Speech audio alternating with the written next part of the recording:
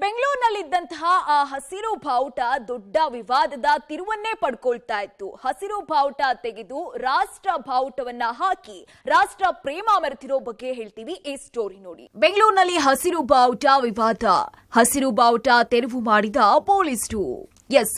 ಬೆಂಗಳೂರಿನ ಶಿವಾಜಿನಗರದ ಚಾಂದಿನಿ ಚೌಕ್ನಲ್ಲಿ ಹಸಿರು ಬಾವುಟವೊಂದು ವಿವಾದಕ್ಕೆ ಕಾರಣವಾಗಿತ್ತು.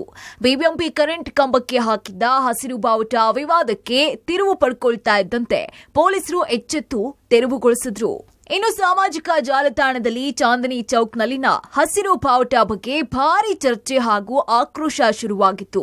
ಇದಕ್ಕೆ ಸ್ಥಳೀಯ ಶಿವಾಜಿನಗರ ಪೊಲೀಸರು ಸ್ಥಳೀಯರನ್ನ ಸಂಪರ್ಕಿಸಿ ಬಾವುಟದ ಬಗ್ಗೆ ಮಾಹಿತಿಯನ್ನ ಪಡ್ಕೊಂಡ್ರು. ಇನ್ನು ವಿವಾದ ಉಂಟಾಗ್ತಾ ಇರೋ ಬಗ್ಗೆ ಸ್ಥಳೀಯರಿಗೆ ಮನವರಿಕೆ ಮಾಡಿದಂತಹ ಪೊಲೀಸರು ಹಸಿರು ಬಾವುಟ ತೆರವು ಮಾಡಿಸಿದ್ರು.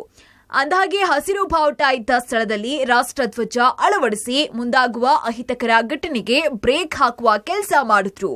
ನಮಗೆ ಗೊತ್ತಾಗಿಲ್ಲ, ಭಾಳ ವರ್ಷದಿಂದ ಇದೆ ದರ್ಗಾದು ಹಾಕಿರೋದು. ಒಂದು ಜನಕ್ಕೆ ತೊಂದರೆ ಆಗಬಾರ್ದು, ಯಾರಿಗೆ ಎಲ್ಲ ನಾವು ಪೀಸ್ಫುಲ್ ಆಗಿದ್ದೀವಿ.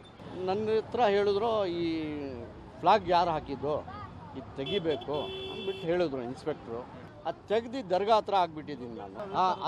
ಅದೇ ಬಾವುಟ ಇಲ್ಲಿಂದ ತೆಗ್ದು ಅಲ್ಲಿ ಹಾಕಿದ್ದೀವಿ, ಅಲ್ಲಿ ಹಾಕಿ ಇಲ್ಲಿ ನ್ಯಾಷನಲ್ ಫ್ಲಾಗ್ ಹಾಕಿದ್ದೀವಿ.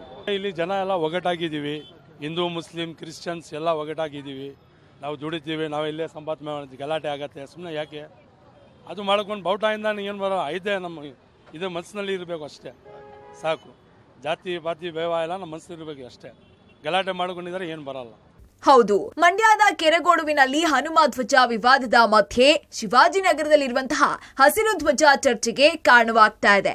ಸದ್ಯ ವಿವಾದದ ಕಿಡಿ ಹೊತ್ತಿ ಹುರಿಯುವ ಮುನ್ನ ಪೊಲೀಸರ ಮುಂಜಾಗ್ರತೆಯಿಂದ ಎಲ್ಲದಕ್ಕೂ ತೆರೆ ಬಿದ್ದಿದೆ. Nagesh, crime bureau, public TV.